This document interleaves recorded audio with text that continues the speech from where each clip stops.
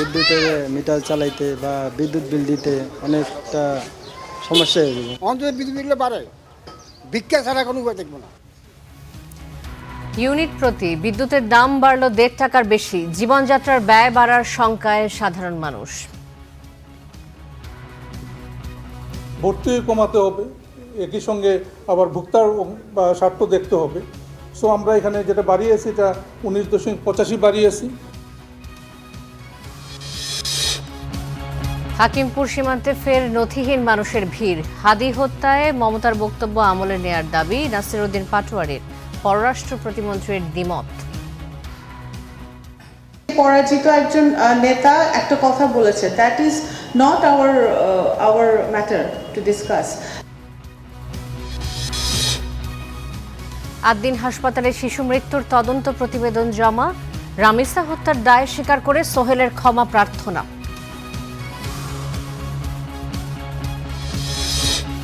বরগুনায় ডাকবাংলো থেকে 2 সন্তান সহ মায়ের মরদেহ উদ্ধার। কক্সবাজারে কথা কাটাকাটির জেরে 2 বন্ধুকে হত্যা। জুনের শুরুতেই চোখ রাঙাচ্ছে ডেঙ্গু। শিশু মৃত্যুর পর বাগেরহাটের খান জাহান আলীর মাজারের দিঘি থেকে সরানো হলো কুমির। ছাড়া হবে সুন্দরবনে।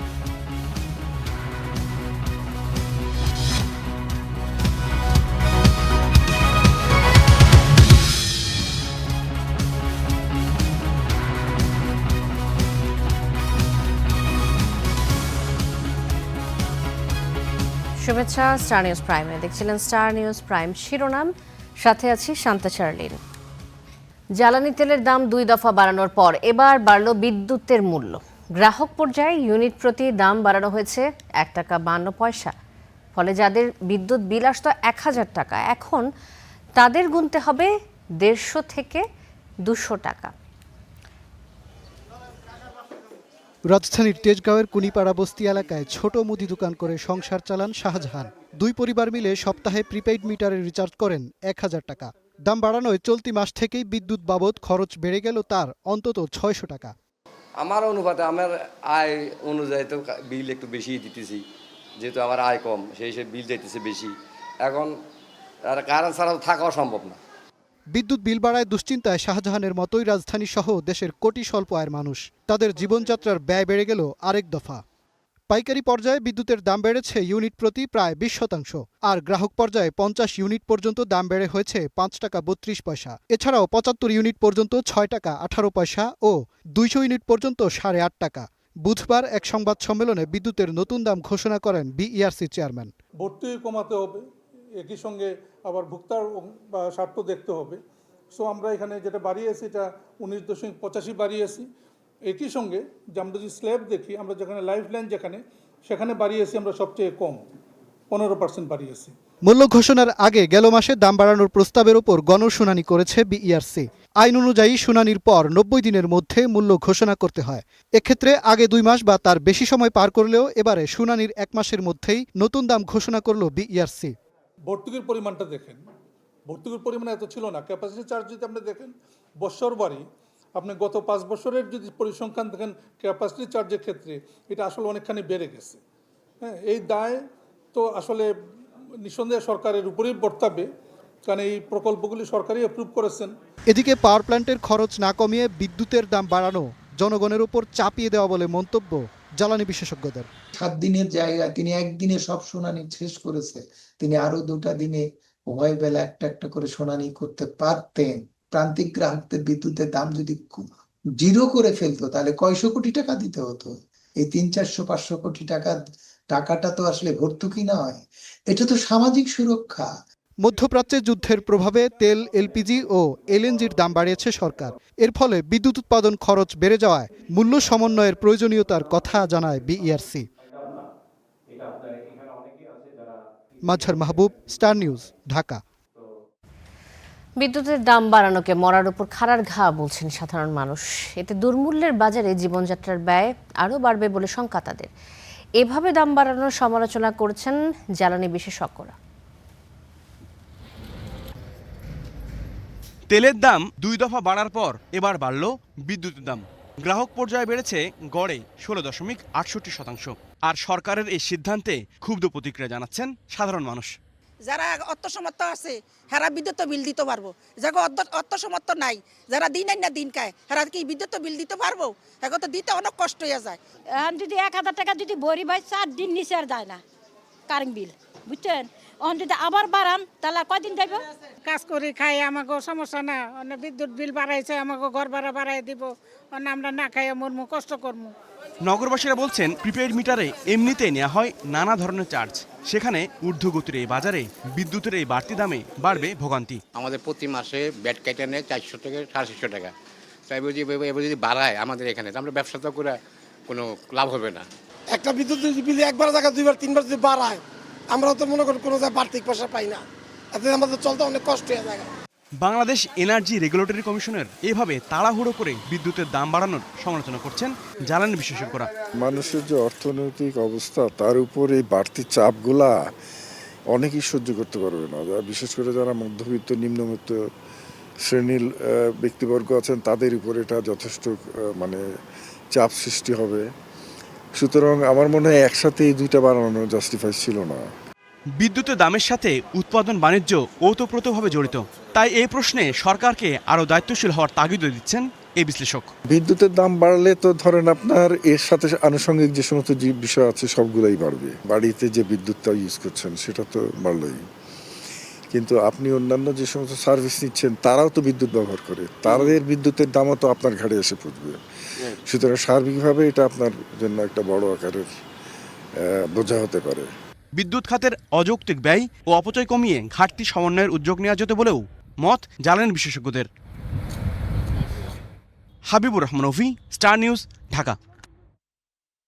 এদিকে গ্যাস সিলিন্ডারের দাম কমলেও অতিরিক্ত মূল্যে তা কিনতে হচ্ছে গ্রাহকদের। পরিবহন ও শ্রমিক খরচের কথা বলছেন বিক্রেতারা। রাজধানীর মগবাজার এলাকায় গড়ে ওঠা প্রায় নতুন সব ভবনেই ব্যবহার হয় এলপিজি সিলিন্ডার। ঘন বসতিপূর্ণ এলাকা হয় অলিতে গলিতে হোটেলও অনেক। মঙ্গলবার বিইআরসি থেকে এলপিজির দাম কমানোর ঘোষণা দেয়া হয়। 12 কেজির সিলিন্ডারের দাম 1940 টাকা থেকে 55 টাকা কমিয়ে 1885 টাকা করা হয়, কিন্তু সরকার নির্ধারিত দামের কোনো প্রতিফলন নেই ভোক্তা পর্যায়ে। আমরা তো এখন বর্তমানে সিলিন্ডার 1800, সময় তো 2000 টাকাও কিনতে হচ্ছে। আমাদের কিছু করণীয় নাই তো যদি আমরা ওই যে রেডা তো বলবে যে আপনারা গিয়ে আনেন গা পূজা, আমরা কোনো আনে পাই না। আমরা এখন গভর্নমেন্ট প্রাইসে বিক্রি করতে পারি, শুধুমাত্র পরিবহন রেট হবে। যদিও বিক্রেতাদের দাবি পরিবহন ও শ্রমিক খরচ যোগ করলে তারা মুনাফা নয়, বরং কম দামে বিক্রি করছেন সিলিন্ডার। কাস্টমার অনেক সময় ভুল বলে, মিথ্যা বলে, কারণ একটা গ্যাস হচ্ছে 1885 টাকা হলো গভর্নমেন্ট রেট। গভর্নমেন্ট কিন্তু আমাদের বলে দিয়ে আসে না যে কোনো বাসায় 7 তলা কিচেন রুমে ফিট করে দিয়ে আসার জন্য দায়িত্ব আমাদের না, এই জন্য একটা লোক লাগে। আমার মেয়ে বড়টা নিচ্ছে, পোলারা বড়টা নেয় না, সুটটাই নেয় 2000 টাকা একদম রেট করে দেয় 2000 টাকা। ওই দামে পাচ্ছি না তো, এই যে এখানে যেটা সবাই সচরাচর নিচ্ছে ওই দামেই নিচ্ছে, 4000 টাকা 22 লিটারটা, আর হচ্ছে যে যেটা ছোট 12 কেজিরটা ওইটা হচ্ছে যে 2000 টাকা। বাজার ঘুরে দেখা যায় 12 কেজি সিলিন্ডার বিক্রি হচ্ছে 2 থেকে 2500 টাকায়। Afroza Lamia, star news, Dhaka. পশ্চিমবঙ্গের হাকিমপুর সীমান্তে আবারও জড়ো হয়েছেন নথিহীন 1.5 শতাধিক নাগরিক। গণগ্রেফতার ও হোল্ডিং সেন্টারে আটক হওয়ার শঙ্কার মধ্যেই তারা সীমান্তে জড়ো হয়েছেন। বিএসএফ এর বায়োমেট্রিক ক্যাম্পের হিসাব বলছে গেল 1 সপ্তাহে হাকিমপুর সীমান্তে ভিড় করেন নথিহীন অন্তত 900 নাগরিক। এছাড়া পশ্চিমবঙ্গের বিভিন্ন হোল্ডিং সেন্টারে আটক আছেন নথিহীন আরও 350 মানুষ।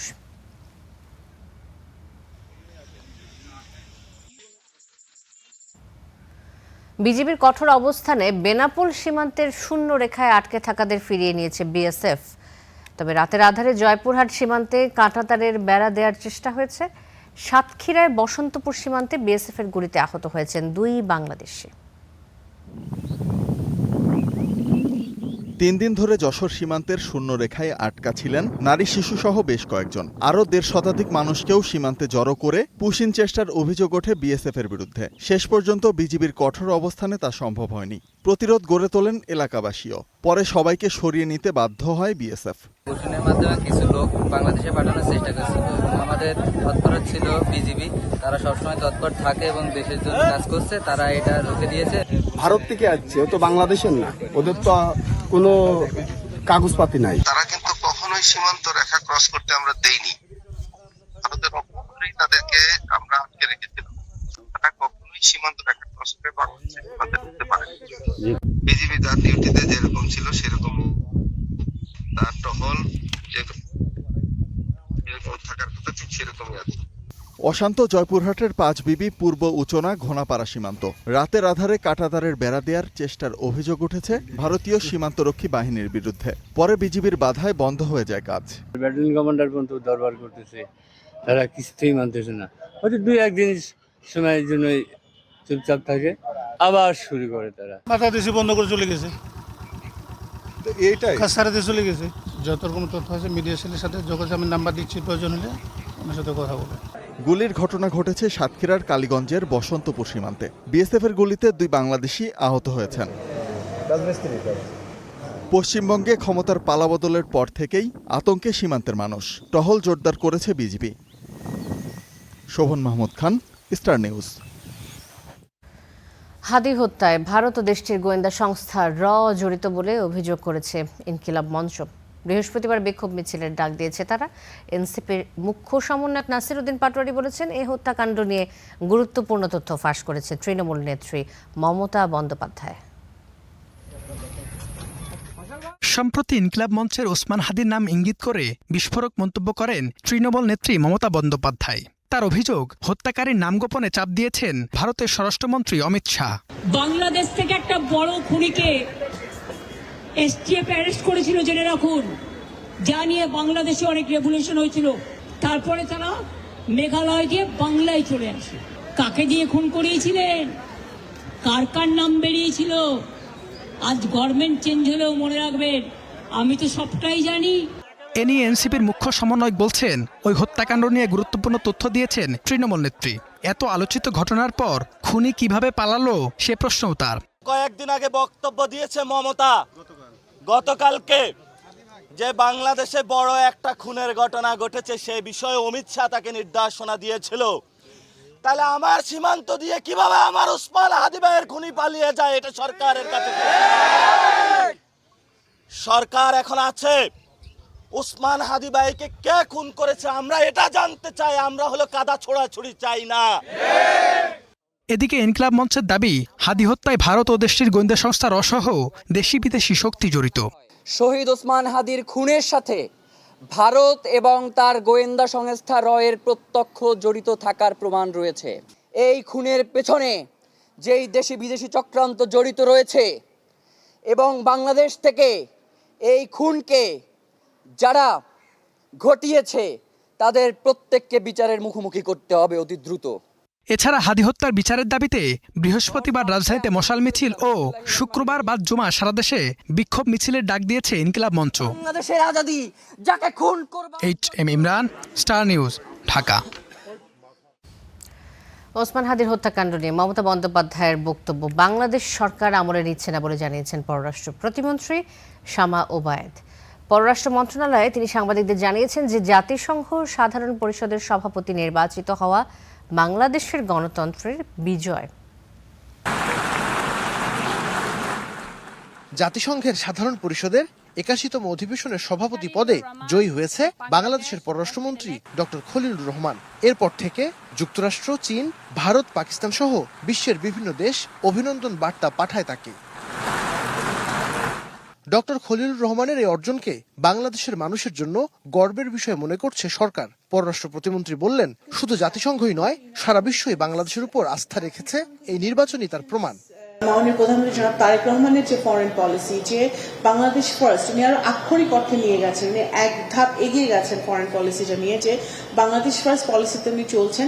কিন্তু আমাদের বাংলাদেশকে বিশ্বের মানচিত্রে, বিশ্বমণ্ডলে একটি অত্যন্ত গৌরবোজ্জ্বল জায়গায় স্থান এনে দেওয়া, সেই জায়গাটা কিন্তু মাননীয় প্রধানমন্ত্রীর নেতৃত্বে বাংলাদেশের 17 কোটি মানুষের এটা বিজয় আমি মনে করি। এ সময় প্রসঙ্গ ওঠে ওসমান হাদির হত্যাকাণ্ড নিয়ে পশ্চিমবঙ্গের সাবেক মুখ্যমন্ত্রী মমতা ব্যানার্জির বিস্ফোরক মন্তব্যের বিষয়ে। পররাষ্ট্র প্রতিমন্ত্রী জানান, এই বক্তব্য আমলে নিচ্ছে না বাংলাদেশ। দেখেন, এটা আকাশ পাতাল বলে তো লাভ নেই।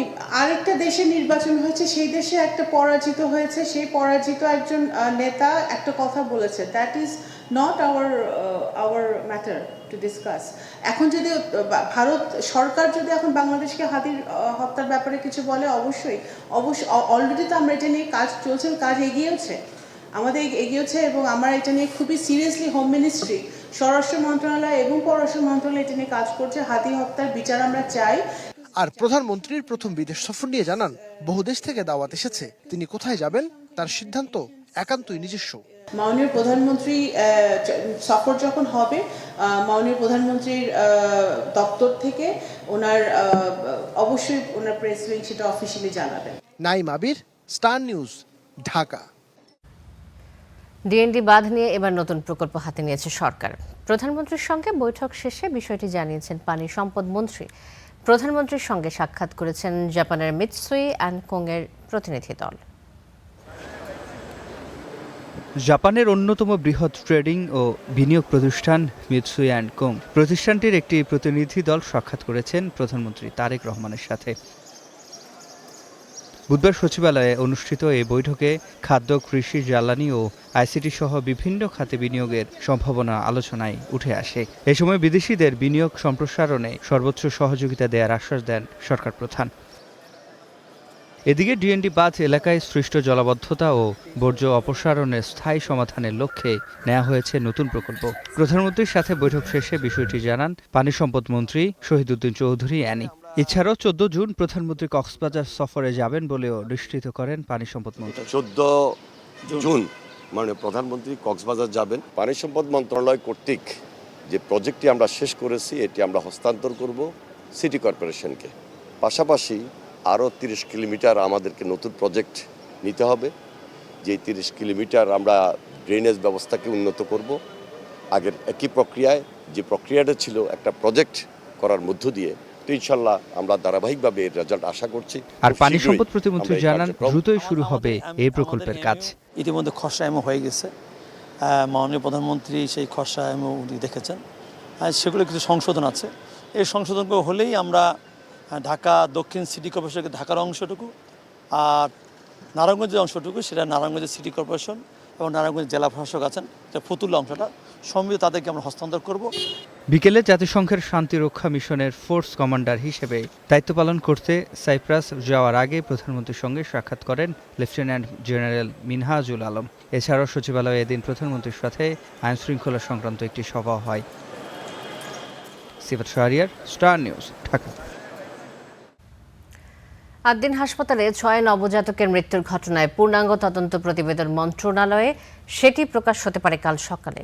স্বাস্থ্যমন্ত্রী জানিয়েছেন যে পোস্টমর্টেম না হয় সুবিধা পেতে পারে আসামি পক্ষ, তবে অপরাধীরা কোনো ছাড় পাবে না বলেও আশ্বস্ত করেন তিনি।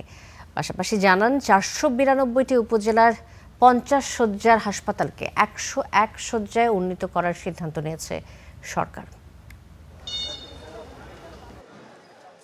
রাজধানীর মগবাজারের আদ্দিন হাসপাতালে 6 নবজাতকের মৃত্যুর ঘটনায় গঠিত তদন্ত কমিটির পূর্ণাঙ্গ প্রতিবেদন মন্ত্রণালয়ে, সেটি প্রকাশ হতে পারে বৃহস্পতিবার। বুধবার সকালে স্বাস্থ্যমন্ত্রীর সরকারের নানা কর্মসূচি উপস্থাপনের সময় আসে সেই প্রসঙ্গ। এক প্রশ্নের জবাবে তিনি বলেন, নবজাতক মৃত্যুর ঘটনায় কেউ ছাড় পাবে না, তবে পোস্টমর্টেম না হওয়ায় সুবিধা পেতে পারে আসামি পক্ষ। একটা সুবিধা নিতে পারে আইনে, যদি পোস্টমর্টেম না হয়, there is a chance of taking in opportunity while argument will be going on. But এক্ষেত্রে দেখেন, it's a very highly sensitive issue. জাজ থেকে শুরু করে সবাই জানে, যদিও আবেগতাড়িত হয়ে জাজ সাহেবরা রায় দেবেন না, but it is the reality যে 6টা বেবি সম্পূর্ণ অবহেলার কারণে মারা গিয়েছে। এবং রাজুকও যে রিপোর্ট দিচ্ছে সেটাতে টোটালি আনঅথরাইজড ইন্টারনাল স্ট্রাকচার, সব কিছু বিবেচনায় আমার মনে হয় না এই মামলায় তারা কোনো বেনিফিট পাবে বা এই অপরাধে তারা কোনো ছাড় পাবে, আমার মনে হয় না। স্বাস্থ্যমন্ত্রী বলেন, বাংলাদেশ চীনের যৌথ উদ্যোগে 5টি বড় শহরে আধুনিক নকশায় নারীদের জন্য বিশেষায়িত হাসপাতাল তৈরি করা হবে। এছাড়া 5টি বিভাগীয় শহরে শিশুদের জন্য 200 শয্যার হাসপাতাল ডিসেম্বরের মধ্যে চালুর কথা জানান তিনি।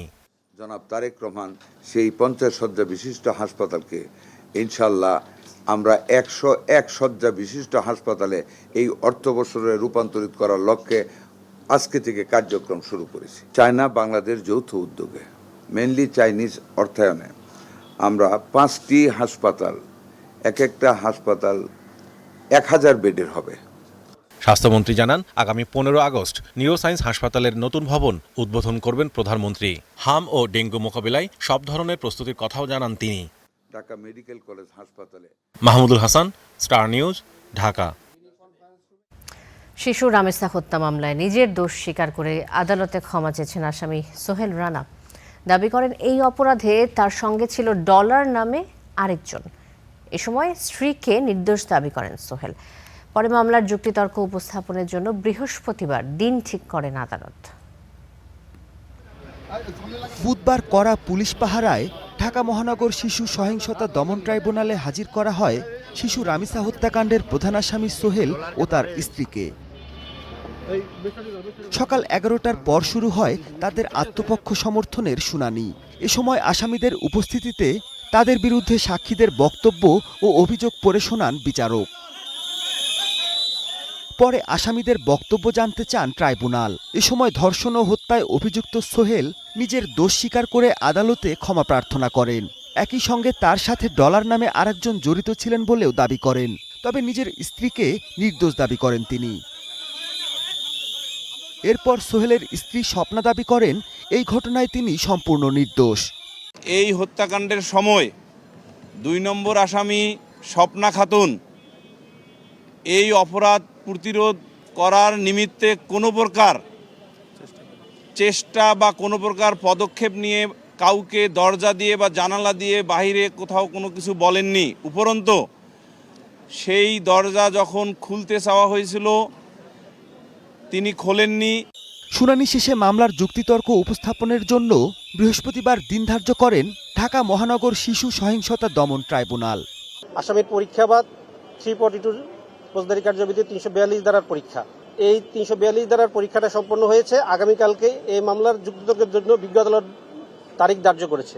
এর আগে এই মামলায় একদিনে 16 জন সাক্ষীর সাক্ষ্য গ্রহণের মধ্য দিয়ে নজির স্থাপন করেন আদালত। Mahmudul Hasan, star news, Dhaka. সাংবাদিক দম্পতি সাগর রুনি হত্যাকাণ্ডের বিষয়ে প্রাথমিক তদন্তকালীন সময়ে গাফিলতি হয়েছে। তারপরও হাইকোর্টের নির্দেশে তদন্ত চলছে বলে জানিয়েছেন attorney general barrister Ruhul Quddus Kajal. দুপুরে সাগর রুনি হত্যা মামলার সবশেষ অবস্থা জানতে attorney general barrister Ruhul Quddus কাজলের সঙ্গে দেখা করেন তাদের একমাত্র সন্তান মেঘ। সঙ্গে ছিলেন মামলার বাদী ও নিহত রুনির ছোট ভাই নওশের আলী রোমান। এ সময় মামলার অগ্রগতি নিয়ে হতাশা ব্যক্ত করেন তারা। পরে অ্যাটর্নি জেনারেল বলেন, ঘটনার সময়ে যারা তদন্তের দায়িত্বে ছিলেন তাদের হদিস পাওয়া যাচ্ছে না। ইতোমধ্যে এই মামলার তদন্তে গঠিত টাস্কফোর্স আদালতে একটি অগ্রগতির প্রতিবেদন জমা দিয়েছেন।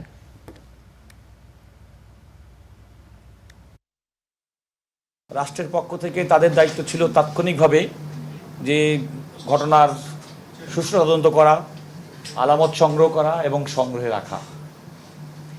আপনি খেয়াল করে দেখেন যে সেই মামলাটি দীর্ঘদিন পর্যন্ত তদন্ত সম্পন্ন হয়নি। উচ্চশিক্ষিত ভাই বোনদের সম্পর্কে টানাপোড়েনে অবহেলিত অবস্থায় মারা যান রাজধানীর পল্লবীর নূরজাহান বেগম। নার্স তামান্না আহমেদের বয়ানে উঠে এসেছে এই তথ্য। পুলিশ বলছে ছেলেমেয়েদের কেউ মায়ের খোঁজ নিতেন না। এটি সত্য হলে ব্যবস্থা নেওয়ার কথা জানিয়েছেন জনপ্রশাসন মন্ত্রী। নিবিড় সাহার প্রতিবেদন দেখুন। অগোছালো স্যাঁতস্যাঁতে ঘর, চারপাশে ময়লার স্তূপ। এখানে কেউ থাকতেন তা বিশ্বাস করাই কঠিন। এখান থেকেই উদ্ধার করা হয় পল্লবীর ওই বৃদ্ধা মায়ের মরদেহ। প্রতিবেশীরা বলছেন বৃদ্ধা নূরজাহান বেগমকে দেখতে আসতেন না কেউ। ওনার ছেলেরা আমাদের খুব কম আসতেন, কারণ আমরা কখনো দেখি নাই যে একজন সচিব বা সচিবের সাথে গাড়ি আসবে। ওনারা আসলেও খুব কম। সমাজে কাম্যকে কি করি হয়, এইসব সন্তানের বিচার করা উচিত কঠোরভাবে। স্টার নিউজকে সেদিনের ঘটনার বর্ণনা দিয়েছেন নার্স তামান্না আহমেদ। তিনি বলছেন, নূরজাহান শ্বাস প্রশ্বাস নিচ্ছেন না। এই খবরে তাকে হাসপাতালে নেয়ার পরামর্শে কান্না দিয়ে উল্টো বাসায় যেতে চাপ দেয় বুয়েট শিক্ষক ছেলে। উঁচু করে আসছি, আসলে নামাজ পড়ো দেখে এই সময় দুইজন লোক আসছে, একটা হচ্ছে ছোট ছেলে আর একটা হচ্ছে একটু বয়স্ক।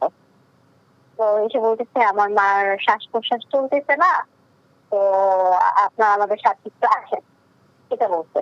আমি বলছি কেন, কি হয়েছে, নিয়ে আসেন এখানে। পরে বলছে না উনি শ্বাস প্রশ্বাস চলতেছে না, আমাদের বাসায় যেতে হবে। মানে অনেক রিকোয়েস্ট আর কি আমাদের। সে বাসায় পৌঁছেই মরদেহের গন্ধ পাচ্ছিলেন তামান্না। ফ্ল্যাটে ঢুকেই দেখতে পান স্কুল শিক্ষক মেয়ে। তিনি সেই দুপুরেও মাকে জীবিত দেখার দাবি করলেও তামান্নার মতে বাসাটিতে একাই থাকতেন ওই বৃদ্ধা। মেয়ে আর কি বললো যে উনি সকালে জীবিত ছিল, ওনাকে আপেল দিতে, আপেল খাইতে, দুপুরে জীবিত ছিল। এটা বলার পর আগে বলছি কি ও উনি কিছুক্ষণ আগে মারা গেছে। পরে বলতেছেন হ্যাঁ। পরে দেখলাম যে হাতের নিচে একটা পোকা আর কি, বগুলের নিচে। এটা দেখার পর আর কি আমার আরো বেশি খারাপ লাগছে। পরে আমি ওনারা জিজ্ঞেস করতেছি যে আপনি হচ্ছে আজকে মারা যায় না, এটা 2-3 দিন হয়ে গেছে মারা গেছে, আপনি কিভাবে ওনাকে হচ্ছে সকালে খাওয়াইছেন? বলে না না আমি ওনাকে সকালে খাওয়াইছি। ওই মেয়ে বলে উনি নাকি পাশের রুমে ছিল। কখনো উনি পাশের রুমে ছিল না, পাশের রুমের অবস্থা তারও বেশি খারাপ। পুলিশ বলছে ওই বৃদ্ধার 3 ছেলের একজন আনিসুর রহমান সরকারের যুগ্ম সচিব, আশিকুর রহমান বুয়েটের শিক্ষক, আর আতিকুর রহমান থাকেন কানাডায়। মেয়ে ফাতেমা নাসরিন সুলতানা স্কুল শিক্ষক। তাদের কেউই মায়ের খোঁজ নিতেন না। ছোট ভাইয়ের কাছে বড় ভাইয়ের নাম্বারটা সংরক্ষিত নাই, বা তার পরিবারের নাম্বারটা তার কাছে নাই, মানে তাদের মধ্যে যোগাযোগ নাই হয়তোবা। তার কাছে তো মোবাইল নাম্বারটা হলো বড় ভাইয়ের নাম্বারটা যেটা ছিল সেটা সিটিসেল নাম্বার, কিন্তু পরবর্তীতে আমরা যেটা পেয়েছি সেটা হলো যে হয়তোবা অ্যাপসের মাধ্যমে ওনার অফিসিয়াল নাম্বারটা কালেক্ট করে তারপরে তার সঙ্গে যোগাযোগ করা হয়েছে। পারিবারিক বন্ডিংটা আমাদেরকে শক্তিশালী করলেই আমার মনে হয় যে এই ধরনের যে ঘটনাগুলো ঘটতেছে, যেটা অনাকাঙ্ক্ষিত, এগুলো বন্ধ হবে ধীরে ধীরে। এ নিয়ে জানতে একাধিকবার ফোন করা হলেও সাড়া মেলেনি মংলা বন্দরে কর্মরত আনিসুর রহমানের।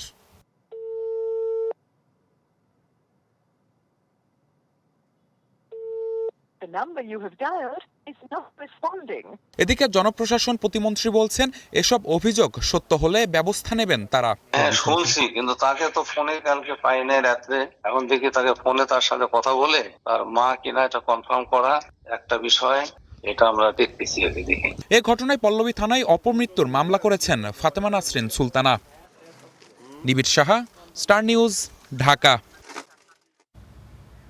দেখছেন স্টার নিউজ প্রাইম।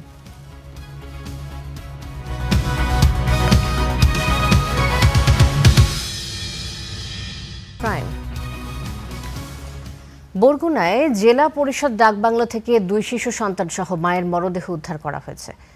পুলিশ জানায় ডাকবাংলোটির পরিচ্ছন্নতার কাজ করতেন স্মৃতি রানী নামে ওই নারী। প্রতিদিনের মতো সকালে 2 মেয়েকে নিয়ে কাজে আসেন তিনি। দুপুরের দিকে ডাকবাংলোর 3 নম্বর কক্ষে এক শিশুর মরদেহ বিছানার উপর পড়ে থাকতে দেখা যায়। পাশের 4 নম্বর কক্ষের দরজা ভেঙে স্মৃতি রানী ও 2 বছর বয়সী আরেক শিশুর মরদেহ উদ্ধার করা হয়।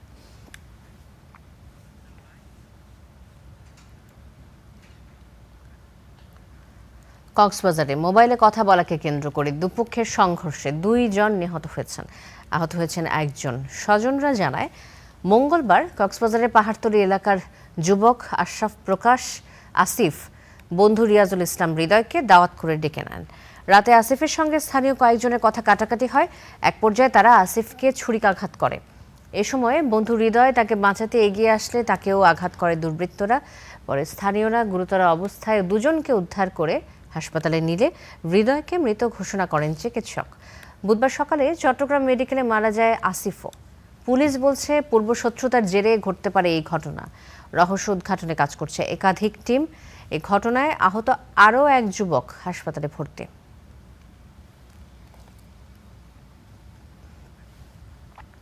ঈদের পর থেকেই বন্ধ ছিল ঘরের দরজা। ভেতরে বাস করতেন বাংলাদেশ ব্যাংকের অতিরিক্ত পরিচালক। তিনি কিছুটা নীরব স্বভাবের, অথচ কেউ জানতেনই না তার নীরবতার শেষ অধ্যায়ও লেখা হয়ে গেছে। রাজধানীর মুগদায় একটি বাসা থেকে উদ্ধার করা হয়েছে তার ঝুলন্ত মরদেহ। দুর্গন্ধ ছড়িয়ে পড়ার পর সামনে আসে ঘটনাটি। পুলিশের প্রাথমিক ধারণা মানসিক অবসাদের কারণে আত্মহত্যা করেছেন তিনি।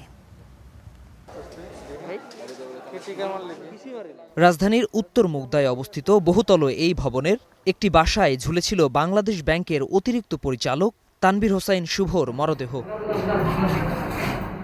সন্ধ্যার পর থেকে ষষ্ঠ তলার বাসা থেকে আশেপাশে ছড়িয়ে পড়ে তীব্র দুর্গন্ধ।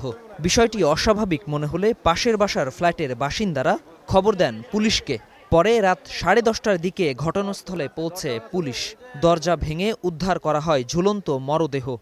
আশেপাশের মানুষ পচা গন্ধ পাইছে, ঠিক আছে, গন্ধ পাওয়ার পরে পুলিশ ইনফর্ম করছে, পুলিশ আসছে, আইসা জিনিসটা তদন্ত করছে। পাও তো টেবিলের উপরে, এটা নিশ্চয়ই কোনো পরিকল্পিত হত্যা। মেন্টালি আপসেস, আমরা তো আজকে জানতে পারলাম যে ফ্যামিলির সাথে একটু ঝামেলা চলতেছে। প্রাথমিক তদন্তে পুলিশের ধারণা কয়েকদিন আগে তার মৃত্যু হয়েছে। তবে মৃত্যুর প্রকৃত কারণ নিশ্চিত হতে অপেক্ষা করতে হবে ময়নাতদন্ত প্রতিবেদনের জন্য। এটি আত্মহত্যা নাকি এর পেছনে অন্য কারণ রয়েছে সেটিও খতিয়ে দেখছে পুলিশ।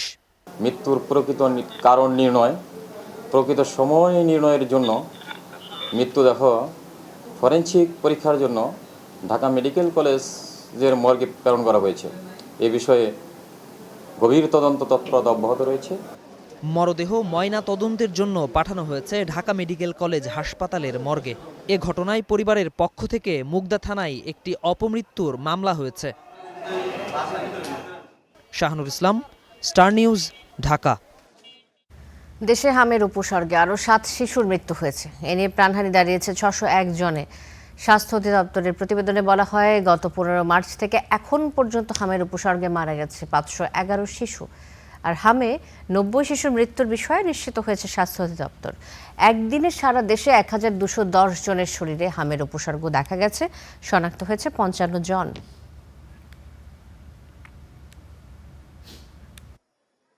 জুন আসতে না আসতে ডেঙ্গুতে প্রাণ গেল একজনের। পরিস্থিতি পর্যালোচনার পর এবছর প্রকোপ ও প্রাণহানি দুটোই বাড়ার শঙ্কা জানিয়েছেন কীটতত্ত্ববিদেরা। এদিকে এডিসের লার্ভা নির্মূলে জোর প্রস্তুতি নিচ্ছে ঢাকার 2 সিটি কর্পোরেশন। দক্ষিণে ঝুঁকিপূর্ণ হিসেবে চিহ্নিত 28 ওয়ার্ড, বুধবার থেকে সেখানে শুরু হচ্ছে চিরুনি অভিযান। এতে করা হবে জরিমানাও। ক্যালেন্ডারের পাতায় জুন আসতে না আসতেই চোখ রাঙাচ্ছে ডেঙ্গু। প্রথম দিনেই ঝরল প্রাণ, আর এতেই তৈরি হয়েছে উদ্বেগ। দ্রুতই এর প্রকোপ বাড়ার বার্তা দিচ্ছেন বিশেষজ্ঞরাও। তারা বলছেন, ঢাকা, নরসিংদী সহ আশেপাশের জেলায় মশার ঘনত্ব আশঙ্কাজনক। কিছু এলাকায় স্বাভাবিক ঘনত্ব 20 হওয়ার কথা থাকলেও সেই সূচক 70-এর উপরে। এডিস মশার ঘনত্ব, তাপমাত্রা, বৃষ্টিপাত এবং আর্দ্রতা, এই কয়েকটি মিলে আমরা একটি আর্লি ওয়ার্নিং সিস্টেম বা ফরকাস্টিং মডেল তৈরি করি। সেখানে আমরা দেখতে পাচ্ছি যে পরিষ্কার যে ঈদের আগের তুলনায় ঈদের পরে ডেঙ্গু রোগী প্রায় দ্বিগুণ হওয়ার একটি ঝুঁকি আছে। এই দ্বিগুণ হওয়াটাকে ঠেকাতে খুবই প্রয়োজন। এই মুহূর্তে আমাদের সিটি কর্পোরেশনগুলো বা পৌরসভাগুলোকে জোরসোরেই এডিস মশা নিয়ন্ত্রণ কার্যক্রমগুলো জোরদার করা দরকার। এই অবস্থায় নড়েচড়ে বসেছে ঢাকার 2 সিটি কর্তৃপক্ষ। এডিস নির্মূলে চিরুনি অভিযানের পরিকল্পনা তাদের। দক্ষিণের 28টি ওয়ার্ডকে বলা হচ্ছে ঝুঁকিপূর্ণ। বুধবার শুরু হওয়া অভিযানে কারো বাসায় লার্ভা মিললে গুনতে হবে জরিমানাও।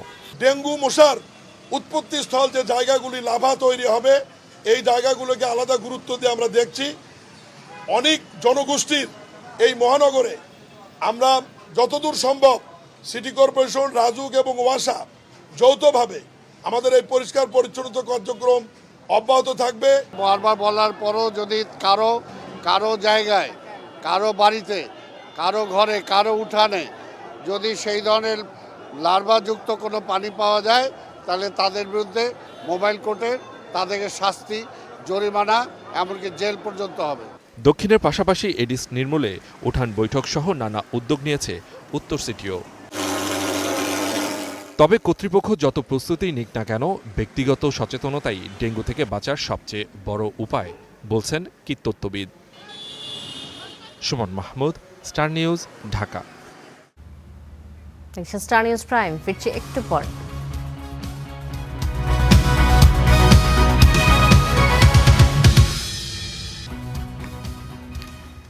বন বিভাগের কয়েক ঘন্টার চেষ্টা, তারপর ধরা পড়ল বাগেরহাটের খানজাহান আলী মাজারের দিঘিতে থাকা একমাত্র সেই কুমিরটি। পরে কুমিরটি সরিয়ে পাঠানো হয়েছে খুলনার বন্যপ্রাণী পুনর্বাসন কেন্দ্রে। নানা ঘটনা অঘটনের জন্ম দিয়ে অবশেষে বনের পথে যাত্রা শুরু হলো বাগেরহাটের হযরত খান জাহান আলী রহমাতুল্লাহ আলাই মাজার সংলগ্ন দিঘিতে থাকা একমাত্র কুমিরটি। বন বিভাগের বিশেষ ব্যবস্থাপনায় কুমিরটিকে নেওয়া হচ্ছে খুলনায়। বুধবার সকালে বন বিভাগ ও প্রশাসনের কর্মকর্তারা কুমিরটি ধরার কার্যক্রম শুরু করেন। সকাল 10:30টার দিকে শনাক্ত হয় কুমিরটির অবস্থান। পরে কুমিরটিকে নিয়ন্ত্রণে এনে তোলা হয় দিঘি থেকে। হাত পা ও চোখ বেঁধে ওঠানো হয় গাড়িতে। এরপর নেওয়া হয় খুলনার বন্যপ্রাণী উদ্ধার ও পুনর্বাসন কেন্দ্রে। আপনারা নিজে দেখছেন প্রায় 600 কেজির মতো ওজন আছে। এটাকে আমরা নিয়ে যাচ্ছি এখন খুলনা রেস্কিউ সেন্টারে। পরবর্তীতে সিদ্ধান্ত হবে কোথায় কি নেওয়া হবে না হবে। এর আগে গত সোমবার রাতে কুমিরটির আক্রমণে ফাতেমা নামের এক শিশুর মৃত্যু হয়। এর আগে গত 8 এপ্রিল দিঘির ঘাট থেকে কুমিরটি একটি কুকুরকে টেনে নিয়ে যায়। সেই ভিডিও সামাজিক যোগাযোগ মাধ্যমে ছড়িয়ে পড়লে দেশ জুড়ে তৈরি হয় আলোচনা সমালোচনা। দর্শনার্থীরা যেন নিরিবিলি নিরবচ্ছিন্ন পরিবেশে আসা যাওয়া করতে পারে, সেই জন্য তার নিরাপত্তার অংশ হিসেবে যদি এটা নেওয়া হয়ে থাকে আমরা এতে সন্তোষজনক প্রকাশ করছি। জীবিত মানুষ যে ধরে নিল, মারা ফেললো, একটা দুর্ঘটনা না? ভালো যেহেতু অতীতেও অনেক ঘটনা ঘটছে, ভবিষ্যতেও ঘটতে পারে, এখানে আমি সাধুবাদ জানাই। দর্শনার্থীরা কিন্তু প্রতিনিয়তই দিঘিতে নামছে, তাদের আসলে একটা নিরাপত্তার অভাব আছে। তো কুমিরটিকে যেখান থেকে তুলে নিয়ে গেছে এটাকে আমরা সাধুবাদ জানাই। ইতিহাস থেকে জানা যায় খান জাহান আলী রহমাতুল্লাহ আলাই এই দিঘি খনন করে একজোড়া কুমির ছেড়েছিলেন। 2015 সালের ফেব্রুয়ারিতে সেই কুমির বংশের সবশেষ কুমিরটি মারা যায়। এর আগে 2005 সালে ভারত থেকে কয়েকটি কুমির এনে দিঘিতে ছাড়া হয়। বিভিন্ন সময় মারা গিয়ে দিঘিতে এই শেষ কুমিরটি ছিল। Desk report, star news. দেশের বাইরের খবর জানাবো। ভারতের রাজধানী নয়াদিল্লির একটি হোটেলে আগুন লেগে 21 জনের মৃত্যু হয়েছে। আহত হয়েছেন অর্ধশত মানুষ। এর মধ্যে 5 বাংলাদেশিও রয়েছেন। তারা স্থানীয় 2টি হাসপাতালে ভর্তি আছেন। পুড়ে ছাই ভারতের রাজধানী নয়াদিল্লির 5তলা ভবন। বুধবার সকাল 8টার দিকে মালভিয়া নগর এলাকার এই ভবনটিতে আচমকা আগুন লাগে। আগুনে মারা যায় 21 জন। আহত অর্ধশত লোককে উদ্ধার করে হাসপাতালে পাঠিয়েছে কর্তৃপক্ষ।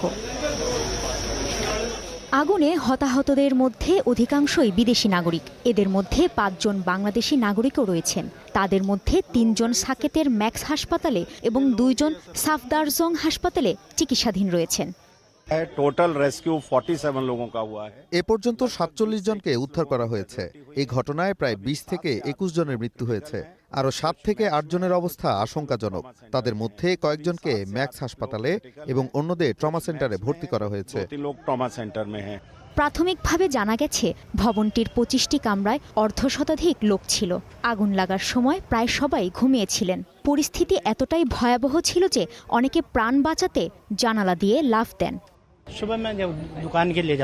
প্রথমে এখানে ছোট একটি আগুন লাগে, পরে সেটি ধীরে ধীরে ছড়িয়ে পড়তে থাকে। আগুন বাড়ার সঙ্গে সঙ্গে মনে হচ্ছিল ভবন থেকে বের হওয়ার কোনো উপায় নেই।